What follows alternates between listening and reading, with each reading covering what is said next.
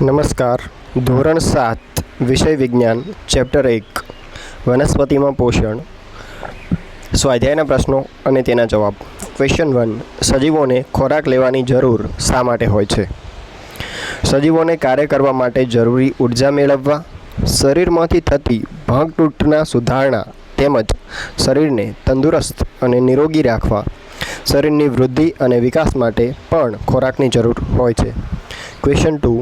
પરોપજીવી અને મૃતોપજીવીનો તફાવત આપો.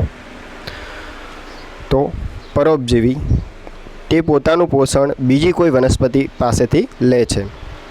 તે બીજી વનસ્પતિએ બનાવેલા ખોરાકનું શોષણ કરી પોષણ મેળવે છે અને તે પોષણ માટે બીજી વનસ્પતિ કે પ્રાણી પર આધાર રાખે છે. આ ત્રણેય લક્ષણો કોના છે? પરોપજીવી. ત્યારબાદ છે મૃતોપજીવી. તે મૃત પામેલા અને સડતા પદાર્થોમાંથી પોષણ મેળવે છે. તે સડતા પદાર્થો પર પાચક રસનો સ્રાવ કરી દ્રાવણ બનાવી તેમાંથી પોષણ મેળવે છે. તે પોષણ માટે નિર્જીવ પદાર્થો પર આધાર રાખે છે. આ ત્રણેય લક્ષણો કોના છે? મૃતોપજીવીના. ક્વેશ્ચન 3. પર્ણમાં સ્ટાર્ચની હાજરી કેવી રીતે ચકાસશો? તો પર્ણમાં સ્ટાર્ચની હાજરી ચકાસવાની રીત નીચે મુજબ છે. આ છોડનું એક પર્ણ લો. આ પર્ણને કોઈ પાણી ભરેલ પાત્રમાં 5-6 મિનિટ માટે ઉકાળો. ત્યારબાદ તે પર્ણને બહાર કાઢી આલ્કોહોલ વડે બરાબર ધુઓ અને એ પર્ણનો લીલો રંગ દૂર કરો. ત્યારબાદ તે પર્ણ પર 2-3 ટીપાં આયોડિન મીઠાનું દ્રાવણના નાખી તેના રંગનું નિરીક્ષણ કરો. પર્ણનો રંગ ભૂરો કાળો થશે, જે પર્ણમાં રહેલ સ્ટાર્ચની હાજરીનું સૂચન કરે છે.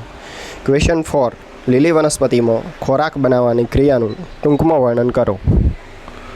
લીલી વનસ્પતિમાં ખોરાક બનાવવાની ક્રિયાનું વર્ણન. લીલી વનસ્પતિના પર્ણોમાં હરિતદ્રવ્ય નામનું રંજક દ્રવ્ય આવેલું હોય છે.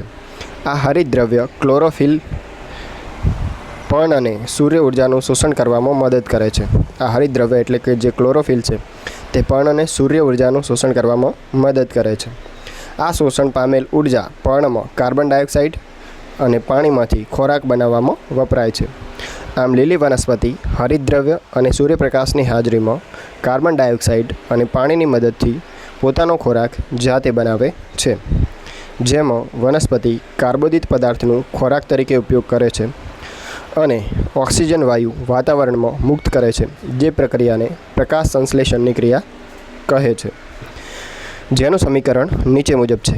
કાર્બન ડાયોક્સાઇડ પ્લસ પાણી ઇઝ ઇક્વલ ટુ પ્લસ સૂર્યપ્રકાશ કાર્બોદિત પદાર્થ પ્લસ ઓક્સિજન. ક્વેશ્ચન 6. ખાલી જગ્યા પૂરો. લીલી વનસ્પતિ સ્વાવલંબી કહેવાય છે કારણ કે તેઓ પોતાનો ખોરાક જાતે બનાવે છે. વનસ્પતિ દ્વારા બનાવાયેલ ખોરાક સ્ટાર્ચ સ્વરૂપે સંગ્રહ પામે છે. 3. પ્રકાશ સંશ્લેષણમાં સૂર્ય ઉર્જા હરિતદ્રવ્ય નામના રંજક દ્રવ્ય દ્વારા શોષણ પામે છે. 4. પ્રકાશ સંશ્લેષણ દરમિયાન વનસ્પતિ કાર્બન ડાયોક્સાઇડ વાયુ લે છે અને ઓક્સિજન વાયુ મુક્ત કરે છે. ક્વેશ્ચન 7. નીચેનાના નામ આપો. 1. પીળી પાતળી દોરી જેવું પ્રકાંડ ધરાવતી પરોપજીવી વનસ્પતિ. અમરવેલ. 2. સ્વયંપોષણ અને પરપોષણ બંને પ્રકારનું પોષણ ધરાવતી વનસ્પતિ. કળશ પર્ણ. 3. પર્ણમાં વાત વિનિમય જે છિદ્રો દ્વારા થાય છે તેને શું કહે છે? પર્ણ રંધ્રો. ત્યારબાદ છે પ્રશ્ન 8. સાચો વિકલ્પ પસંદ કરો. અમરવેલ એ ખાલી જગ્યાનું ઉદાહરણ છે, તો પરપોષી. આ વનસ્પતિ કીટકોને ફસાવે છે અને આરોગ્ય છે, તો જવાબ આવશે કળશ પર્ણ. 3. પ્રકાશ સંશ્લેષણ માટે વનસ્પતિનો કયો ભાગ વાતાવરણમાંથી CO2 કાર્બન ડાયોક્સાઇડ લે છે? તો જવાબ આવશે પર્ણરંધ્ર. 4. વનસ્પતિ વાતાવરણમાંથી કાર્બન ડાયોક્સાઇડ મુખ્યત્વે ખાલી જગ્યા દ્વારા લે છે. શેના દ્વારા? પર્ણ દ્વારા. ક્વેશ્ચન 9. કોલમ 1 અને 2ના જોડકા જોડો. તો કોલમ 1ની અંદર છે હરિતદ્રવ્ય, નાઇટ્રોજન, અમરવેલ, પ્રાણીઓ અને કીટકો. 2માં છે રાઇઝોબિયમ બેક્ટેરિયા, પરપોષી, કળશ પર્ણ, પર્ણ અને પરોપજીવી. તો નીચે જવાબ આપેલા છે. પહેલામાં D, બીજામાં A, ત્રીજામાં E, ચોથામાં B અને પાંચમામાં C. ત્યારબાદ છે પ્રશ્ન 10. સાચા સામે T અને ખોટા સામે F પર નિશાની કરો અથવા તો લખો. તો પહેલું છે પ્રકાશ સંશ્લેષણ દરમિયાન કાર્બન ડાયોક્સાઇડ મુક્ત થાય છે. તો F એટલે કે ખોટું છે. બીજું, જે વનસ્પતિઓ પોતાનો ખોરાક જાતે બનાવે છે તેને મૃતોપજીવી કહે છે. F ખોટું. ત્રીજું, પ્રોટીન એ પ્રકાશ સંશ્લેષણની પેદાશ નથી. T સાચું. ચોથું, પ્રકાશ સંશ્લેષણ દરમિયાન સૂર્ય ઉર્જા એ રાસાયણિક ઉર્જામાં રૂપાંતરિત થાય છે. T સાચું. ટ્રુ. તો અહીંયા આપણો વિડીયો પૂરો થાય છે. જો તમને વિડીયો ગમ્યો હોય તો ચેનલને લાઇક, શેર, સબસ્ક્રાઈબ કરવા વિનંતી. ધન્યવાદ.